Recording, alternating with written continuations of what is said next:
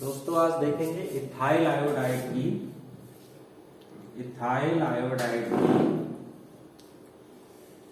C2H5I। ये क्या है? इथाइल आयोडाइड की अल्कोहलिक QH से जब रिएक्शन करते हैं तो क्या बनता है? एथिलीन बनता है।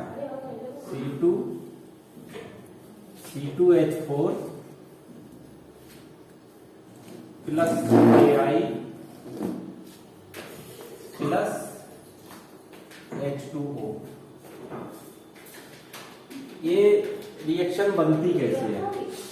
अब देखो, एक तो इसको ऐसे करके समझ लेंगे, जैसे ये C2H5I है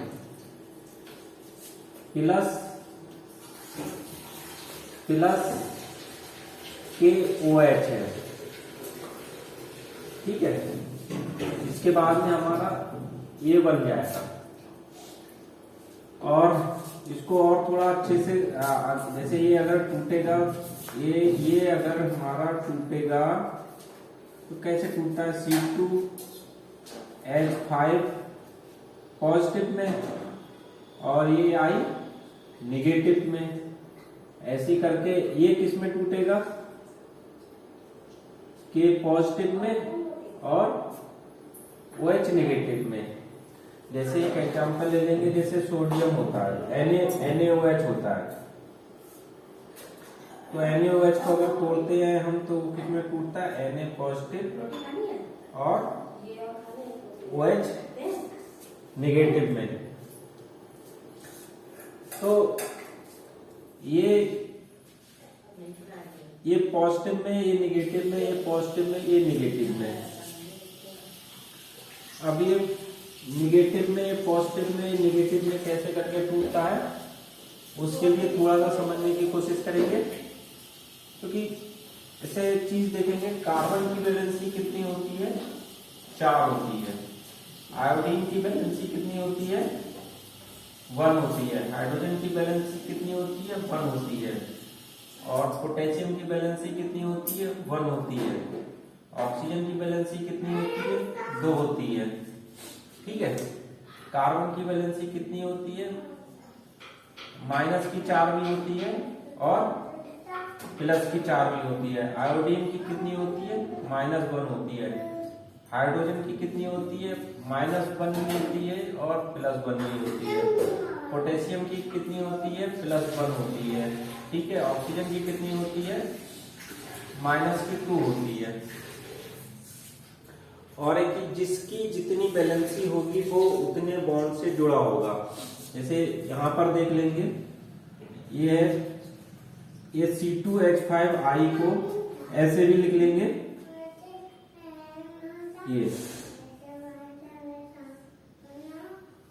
HI और H और ऐसे करके AH और AH। इस फार्मूले को ऐसे भी लिखते हैं। बॉन्ड अगर हम दिखाएंगे तो ऐसे करके लिख लेंगे। अब कार्बन का कितना? 4 वैलेंसी होती है, तो उसमें 4 बॉन्ड होने चाहिए। तो 1 2 3 4। अब ये 1 2 3 4 हो गए। ऐसी करके अब क्या है? अब ये KOH है, तो KOH है, ये क्या? K पॉजिटिव और OH निगेटिव। अब यहाँ क्या OH क्या है? यहाँ KOH, तो KOH को कैसे लिख लेंगे? K और O और H। यहाँ ऑक्सीजन की वैलेंसी कितनी है? 2, ठीक है। तो ये 2 बॉन्ड हो गए। K की कितनी है? 1 है, तो 1 बॉन्ड K से जुड़ा है। हाइड्रोजन की कितनी है? 1 वैलेंसी है, तो उससे 1 जुड़ा है। यहाँ पर भी 1 हाइड्रोजन 1 से ही जुड़ा है। कार्बन कितनी है? 4 है, ठीक है। अब यहां पर देख लेंगे, ये क्या है? C2H4 में चार हाइड्रोजन है तो 2 इस पर होंगे, 2 इस पर होंगे, और ये 2 कार्बन ये है। अब कार्बन की वैलेंसी कितनी है, 4 है, तो 4 बाउंड होने चाहिए, लेकिन यहाँ पर कितने, 3 है, 1 2 3, तो ये क्या है, चौथा बॉन्ड आ जाएगा यहाँ पर, तभी हमारा कंपाउंड कंप्लीट होगा। मतलब उसकी क्या है, चारों बैलेंसी संतुष्ट होनी चाहिए। अगर उसमें 4 बैलेंसी है तो उसमें 4 बॉन्ड दिखने चाहिए। जैसे ये है O, ये है KI, ठीक है, तो ये क्या है KI, ये KI, I की वैलेंसी 1 है, K की वैलेंसी 1 है, इन दोनों से एक बॉन्ड जुड़ा हुआ है। अब H2O है तो एक H इधर, एक O इधर और एक H इधर। ऑक्सीजन की 2 वैलेंसी है तो ये 2 ऐसे करके, और एक H ये है, एक H एक एक करके है। अब यहाँ पर क्या है, ये KI, यहाँ से KI बना दिया, एक पॉजिटिव और एक नेगेटिव आपस में मिलता है। जैसे KOH है, KOH है तो ये क्या है, K पॉजिटिव है और OH नेगेटिव है, ठीक है, तो ये बना KOH, मतलब इसकी वैलेंसी इस पे लग गई, एक इस पे लग गई, तो ये हो गया KOH, ठीक है। तो KI में भी K पॉजिटिव है और I नेगेटिव है, तो बन गया KI। अब क्या है, KI और ये OH। अब इसमें ये पॉजिटिव नेगेटिव चार्ज कहां से आते हैं, पॉजिटिव नेगेटिव चार्ज आते हैं जिसकी कोई भी पीरियोडिक टेबल में कोई भी परमाणु है वो इलेक्ट्रॉन या तो देने की प्रवृत्ति रखता है या ग्रहण करने की प्रवृत्ति रखता है। क्यों इलेक्ट्रॉन डोनेट करता है, क्यों एक्सेप्ट करता है, स्टेबिलिटी को प्राप्त करने के लिए।